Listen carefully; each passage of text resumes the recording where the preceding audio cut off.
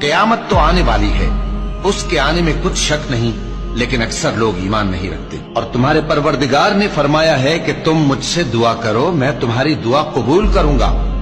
جو لوگ میری عبادت سے ازراہ تکبر کتراتے ہیں ان قریب جہنم میں ذلیل ہو کر داخل ہوں گے۔ اللہ ہی تو ہے جس نے تمہارے لیے رات بنائی کہ اس میں آرام کرو، اور دن کو روشن بنایا کہ اس میں کام کرو۔ بے شک اللہ لوگوں پر فضل کرنے والا ہے، لیکن اکثر لوگ شکر نہیں کرتے۔